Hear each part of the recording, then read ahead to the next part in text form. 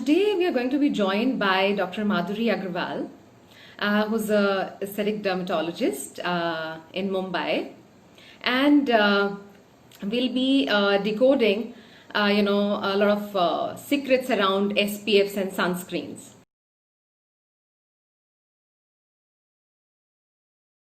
SPF count change age-wise. I'm 51 and I use SPF 30 since ages. Yeah, so just let us know, doctor. So, Neelam, honestly, it doesn't matter.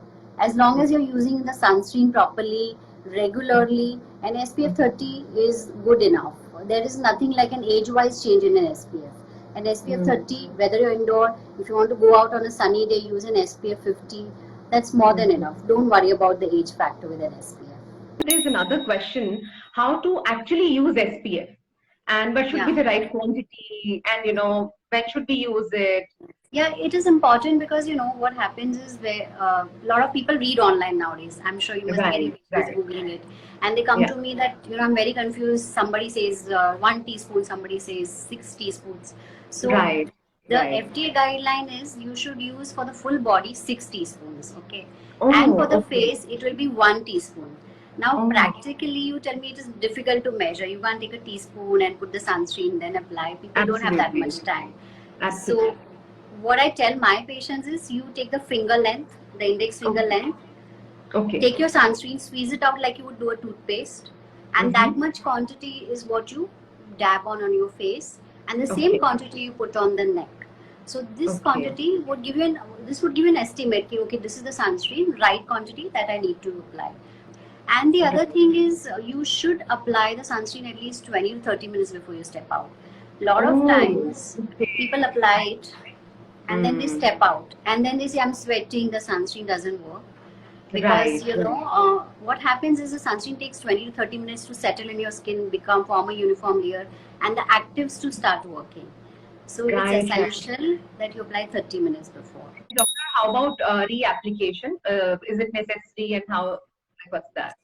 So it is necessary because we sweat out. We stay in a tropical country, right? And the sun is very humid at times, especially in metros.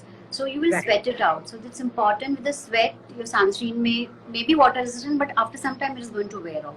So you need to reapply every 3 to 4 hourly, especially if you're going to be outdoor. The other thing is a lot of patients find it sometimes practically difficult. So we ask them to carry those makeup compacts with an SPF.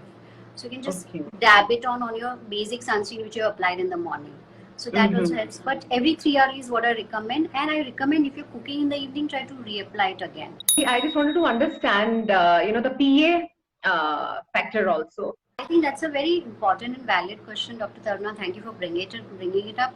Because, there is something called SPF, which everybody is talking about. So that basically takes care of your UVB rays. Now, what about UVA rays? So your PA stands for protection grade for UVA system. So basically when you have PA written on your sunscreen, it means the amount of sun protection the UVA rays, it will give to UVA rays. So your SPF is UVB and your PA is UVA. When you have both these factors on the label like you have on your sunscreen, it means you've got a broad spectrum sunscreen. Your sunscreen is complete. It's covering you. So there's a question by Jayashree saying, does teenage day cream used as a sunscreen? Would you want to take that?